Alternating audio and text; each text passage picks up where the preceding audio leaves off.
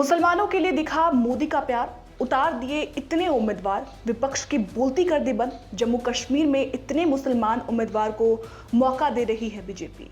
क्या है पूरी खबर, आपको विस्तार से बताते हैं। नमस्ते, मेरा नाम श्रुति झा है और अपना उत्तर प्रदेश न्यूज़ पर आपका स्वागत है। पीएम मोदी ने सभी विपक्षी दलों की जैसे बोलती बंद कर दी हो। जो विपक्ष कहता है कि मोदी सरकार जानबूझकर मुसलमानों को टारगेट करती है, वो आज जम्मू कश्मीर के बीजेपी उम्मीदवारों की लिस्ट देख ले पहले। आज उन सबको मोदी सरकार का जवाब शायद मिल गया होगा। जी, जम्मू कश्मीर की 90 विधानसभा सीटों पर होने वाले चुनाव के लिए बीजेपी 51 उम्मीदवारों की घोषणा कर चुकी है। केंद्र शासित प्रदेश में 10 साल बाद हो रहे चुनाव में बीजेपी ने पूरा दम लगा दिया है। पार्टी मुस्लिम उम्मीदवारों के जरिए जम्मू कश्मीर फतह करने की पूरी तैयारी में है। बीजेपी की लिस्ट में मुस्लिम उम्मीदवार की भरमार है। जैसे लाल चौक से लेकर चरारे शरीफ तक पार्टी ने मुस्लिम चेहरे पर दाव लगा है। इसमें बड़ी बात यह है कि अगर जम्मू में बीजेपी को जीतना है तो 90 में से 46 सीट बीजेपी को जीतनी होगी और बीजेपी का पूरा फोकस जम्मू क्षेत्र की 43 में से 35 से 37 सीटें जीतने पर है। 2014 के चुनाव में बीजेपी ने जम्मू क्षेत्र में सभी दलों का सफाया कर दिया था। उस चुनाव में बीजेपी पीडीपी के बाद दूसरी सबसे बड़ी पार्टी बनी थी। सोचिए, इस बार बीजेपी जम्मू क्षेत्र की 43 सीटों पर फोकस कर रही है। जम्मू कश्मीर में बीजेपी अपने दम पर चुनाव लड़ रही है, किसी के साथ कोई गठबंधन नहीं है। जबकि दूसरी तरफ बीजेपी का जो मुकाबला है वो पीडीपी के साथ साथ एनसी और कांग्रेस के गठबंधन के साथ है।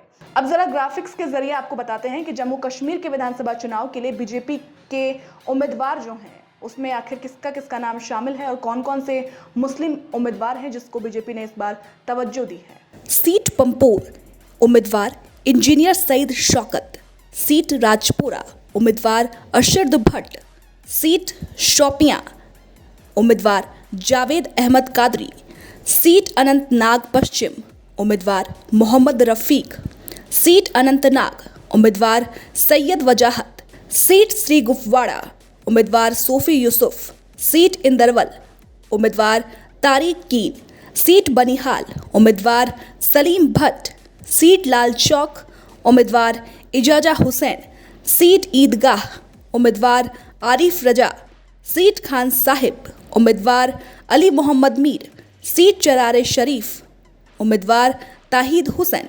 देखिए, 2014 के विधानसभा चुनाव में बीजेपी ने 31 मुसलमानों को टिकट दिया था। इसमें से ज्यादातर को कश्मीर क्षेत्र से लड़ाया गया था। सिर्फ अब्दुल गनी को ही जीत मिल पाई थी। राजनीतिक पंडित कहते हैं कि जम्मू कश्मीर में बीजेपी ने सोची समझी रणनीति के तहत मुस्लिम चेहरे पर दांव खेला है। कश्मीर रीजन में मुस्लिम वोटों के प्रभाव को देखते हुए बीजेपी ने मुस्लिम कैंडिडेट को तवज्जो दी है। कश्मीर पंचायत चुनाव में भी बीजेपी ने मुस्लिम बहुल इलाकों में मुस्लिमों पर दांव खेला था। बीजेपी को परंपरागत रूप से जम्मू क्षेत्र की तुलना में कश्मीर रीजन में बहुत ज्यादा समर्थन हासिल नहीं है, लेकिन राजनीति के जानकार ये भी कहते हैं कि हाल के सालों में बीजेपी का कैडर जो है यहाँ वो बहुत ज्यादा बढ़ा है, बहुत ज्यादा तवज्जो उनकी बढ़ी है। बीजेपी का राज्य में सियासी आधार जम्मू वाले क्षेत्र में ही रहा है, लेकिन कश्मीर के रीजन में हिंदू वोटों का प्रभाव बहुत ज्यादा नहीं है। मुस्लिम वोटर ही यहाँ पर निर्णायक भूमिका में है। देखिए, धारा 370 के हटने के बाद हुए परिवर्तन में जम्मू को 6 अतिरिक्त सीटें हासिल हुई, जबकि कश्मीर की सिर्फ एक ही सीट बढ़ी है। इस तरह जम्मू क्षेत्र की सीटें अब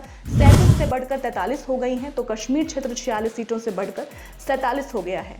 फिलहाल जम्मू कश्मीर के विधानसभा चुनाव नजदीक हैं और जिस तरीके से बीजेपी एक अलग फॉर्म में दिख रही है, जिस तरीके से बीजेपी तैयारी कर रही है, और ऐसे में लोगों को लग रहा है कि इस बार बीजेपी जम्मू कश्मीर में अपना परचम लहराएगी।